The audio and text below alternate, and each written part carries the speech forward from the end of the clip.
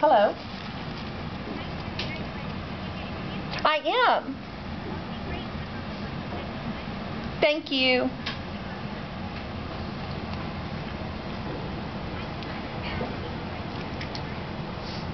Hi. Hi, how are you? I would love to know if I could put you on speakerphone because I'm actually a high school reading teacher and I'm in my class with my students. Would you care? Okay. Thank you. Okay, can you hear me all right? I can. Okay. Well, first of all, thank you for this opportunity. I'm honored. I love your work. Thank you very much. We've kind of put together some questions for you, and one of them was, when you began spending time with your rabbi, did you ever dream this story would become a book and a movie? No.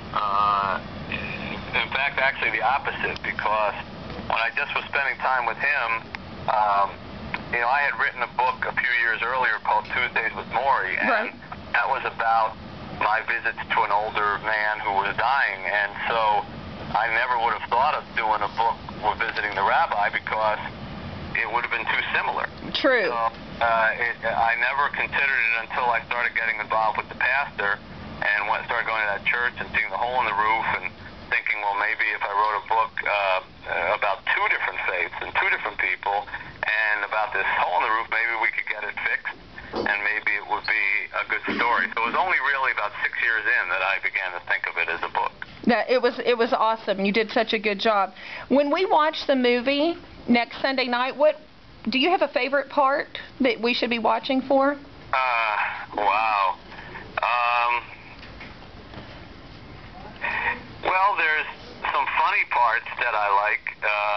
There's a part where the character playing me, Brad Whitford, is talking to the character who plays Pastor Henry. It's Lawrence Fishburne, and it was a true conversation, but it was fun to see because it was filmed in the real church. Oh, cool.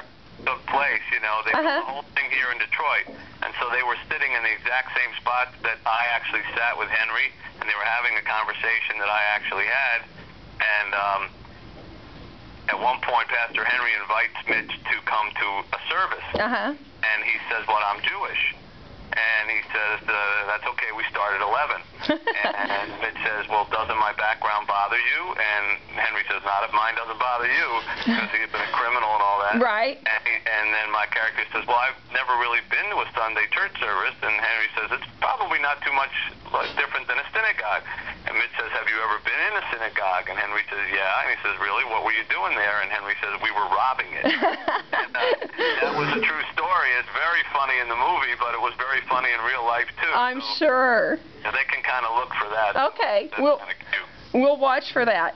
Well, this is probably a question you hear a lot, but what inspired you? I know you started out writing more for like some sports things, but I know that the whole interaction with your professor was powerful for you, but did you ever dream, that you were going to be an author like you are today? No. Because, as you point out, Tuesdays with Morrie was the start of all that, and that was not written with anything in mind other than to just pay Morrie's medical bills. And that's really what the whole point of that little book was supposed to be. It wasn't supposed to be a big story or a big book. It was just supposed to, get enough money to pay his bills. So everything that has happened since then has been a result of that book.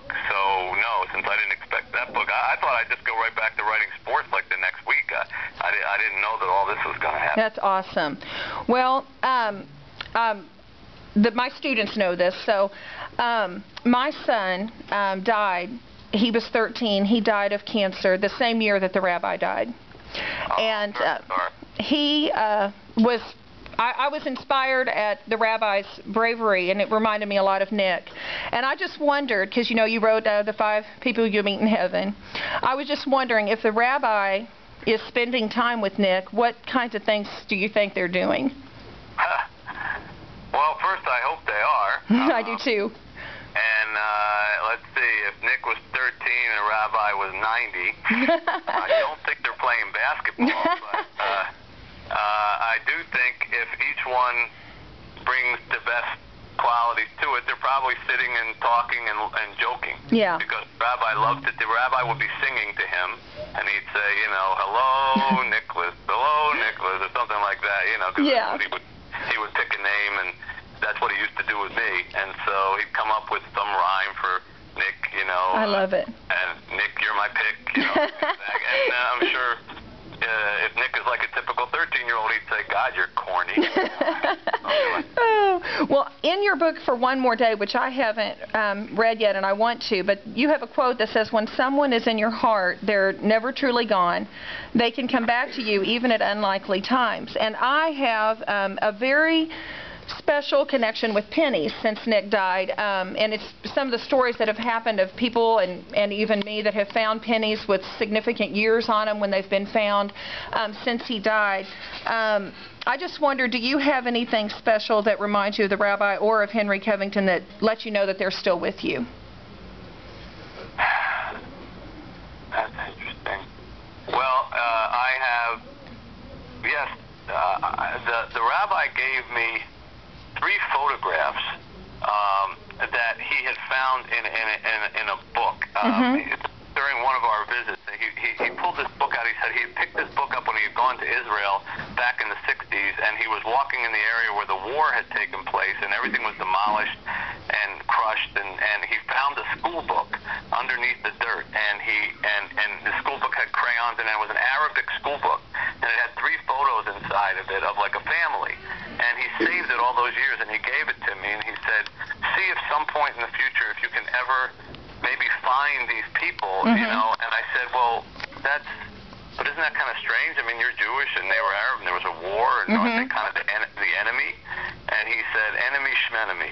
You know, this was a family. Yes. And he kept the book all those years, and he gave it to me, and I have it here on my desk with those photographs, in hopes that one day he could return this little school book and the family photographs to whatever Arab family they belonged to. And I thought that was a beautiful act of love. That's awesome. As far as Henry is concerned, I have a lot of songs of Henry singing that he and I would play the piano and he would sing, and people have recorded them. They're very scratchy recordings, you know, right. Real hard to hear, but every time I hear his beautiful voice singing, you know, I'm reminded of him. Yes, yes. Okay, well, this is, I just wondered about this because I feel like in my life journey, I think when I was growing up, I was always afraid of dying. We lost a daughter, and then we've lost our son, and I feel like my fear of death has been conquered. And I hate that I've had to walk the road I've walked to have this happen, but I just wondered if having these relationships that you've had, do you fear death anymore? Less. I think when you see it, and when you realize people you love who are good people, when they leave, you can only imagine that good things would happen to them. Right. And so once you believe that they're there and then they might be waiting for you, yes, it becomes less fearful. Yeah. And, yes. And no doubt, I think the more you're kind of exposed to it or have to deal with it, the more you see it is a part of life. Hopefully, you know, it doesn't come until the later part of right. life. When it comes earlier, there's a reason. Yes. And the rabbi lost a daughter too. I remember that. 4 years old. Yes. And he still didn't lose his faith. In fact, he said it was his faith that got him through it. Yes. Because, you know, sometimes the answer is no, but it's always better to believe that your prayers are being heard yes. than that there's nobody out there listening at all. And so, yeah, I think it can kind of make you less fearful of it, and maybe even in the back of your mind, you know, hopeful. Now, you don't want it to happen soon. Sure, right. When it does happen, that you're going to get a chance to be with the people who you've been missing all this time. Yes. Hi, guys. We have time for one more question. Okay, well, I'm looking around here at my kids in my class, and I'm knowing for sure that there's a couple in here who are already great writers, and I'm just wondering what little words of wisdom would you give them as they aspire with their dreams? Well, the most important thing about being a writer is to read. You know, people always think all they have to do is just write things down, and it's not. You can't be a good writer without reading, and you should read everything. You shouldn't just read one kind of book or one kind of thing. You can read everything from an encyclopedia to a comic book, but the more you read, the more you're going to absorb writing styles, and the more you absorb writing styles, the better you're going to be as a writer. So read everything you can get your hands on, and if you find someone who writes in a style that you really like, try to practice that style. Try to write your own couple sentences like that writer writes, and try it on for stuff like trying on clothes. You know, there's no price to pay if you don't walk out of the store with them. So just try them on and see which fits, and the more you read, the better you're going to be as a writer. I love it. Well, Mr. Albom, thank you so much. You're more than welcome. Thank you for having me on. Good luck with your... Thank you so much, Tammy. Thank you. Have a great day. You too. Can you please disconnect from your end? Yes. Bye-bye. Thank you. And Mitch, just stay with me as I connect.